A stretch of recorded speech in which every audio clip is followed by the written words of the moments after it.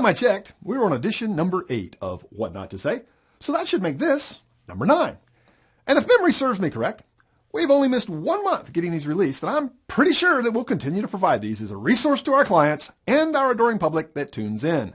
Thanks so much for joining us here today. Now, aren't you confident in where we're headed? I mean, the data was good the last time I checked. And I'm pretty sure we're going to keep doing this. And we're counting on my memory. Well, as I age, that probably isn't so reliable. Plus, I have kids. Memory is not something we can count on.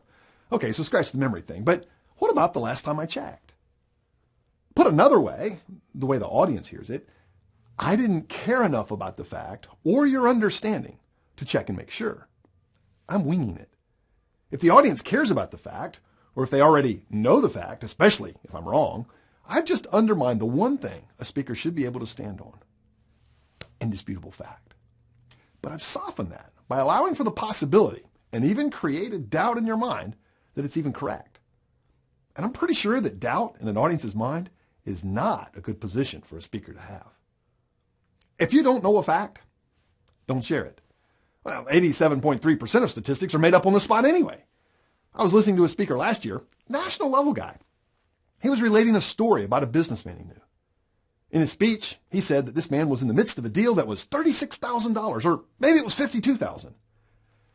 I suppose that the numbers aren't that different, and his point was, it's a pretty big contract. But that's a 44% difference.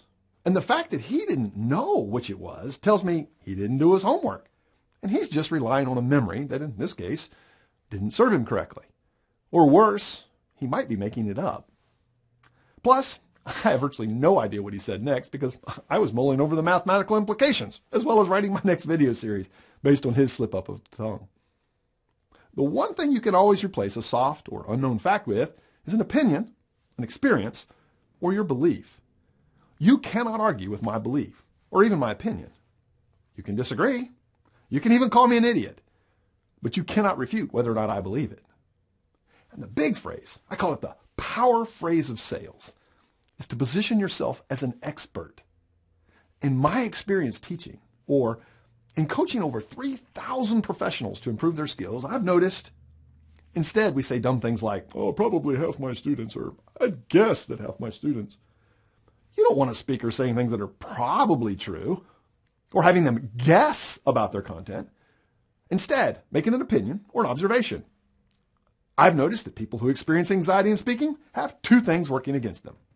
First, they've had a bad experience somewhere in their past. And second, they've never been properly trained on the way to communicate. There's no need for me to guess. I've seen it firsthand. That's why I have content to share in the first place.